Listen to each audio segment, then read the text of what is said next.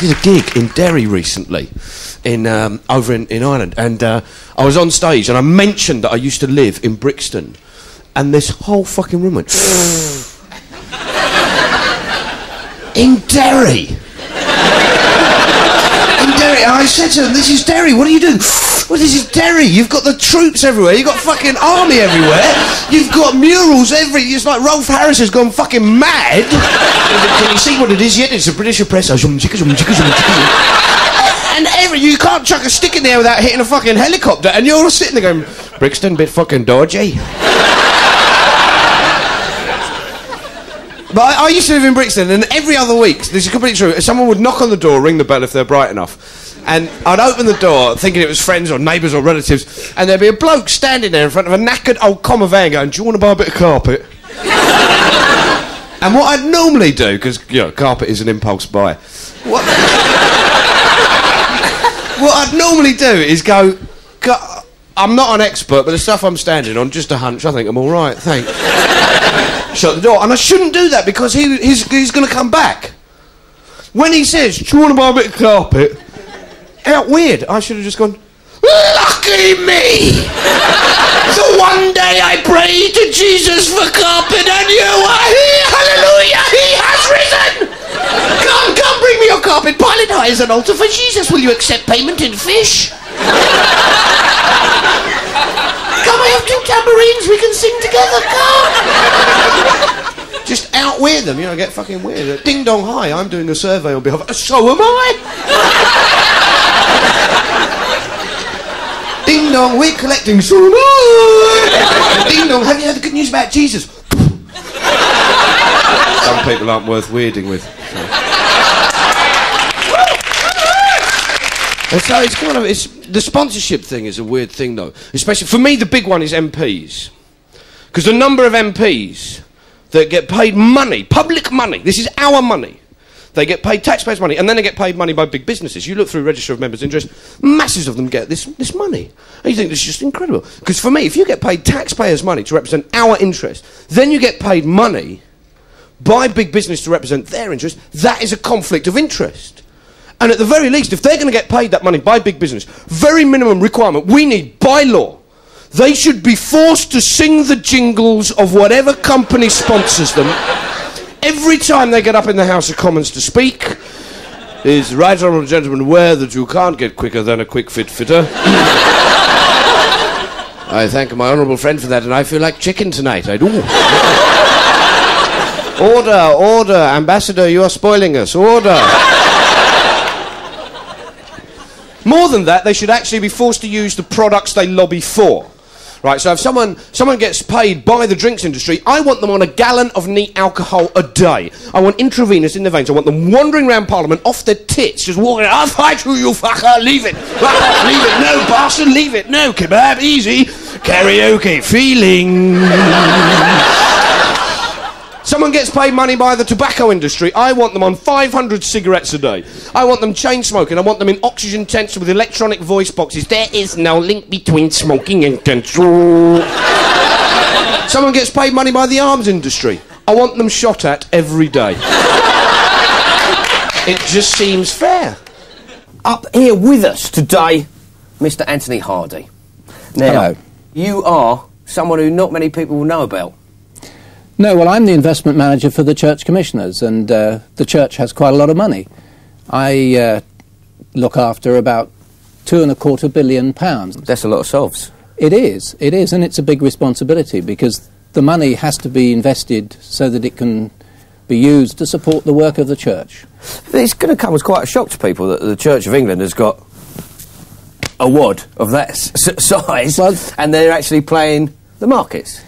It may do, but of course not many people would realise that there are 10,000 priests of the Church of England, and they're senior members of the establishment. And they want a decent whack for doing the job. They don't get a lot of money, of course. Right. They get something around £13,500, £14,000, but they live, of course, in... Blimey, so it is vocational, isn't it? Yes, it is. And a lot of the income at the moment is used to pay pensions.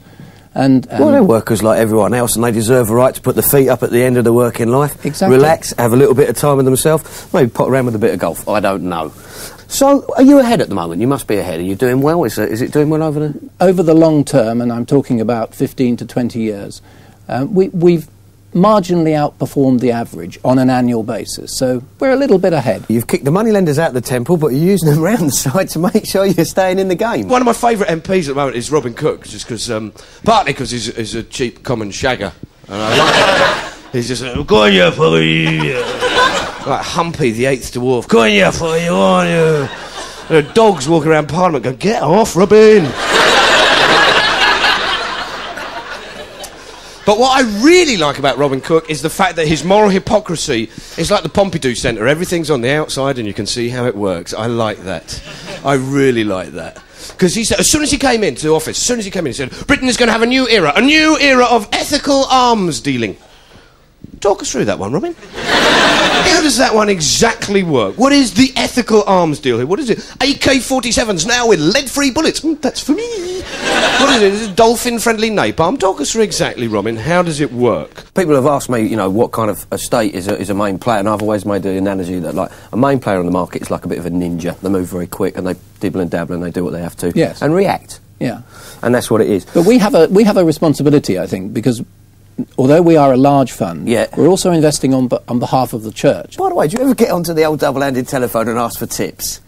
do you ever think, well, which one's going to come in? Well, I think that we value the contacts that we have on a one-to-one basis. And but you don't get any kind of, like, big clouds investing, No, I don't think so. Indonesia, boo hiss place.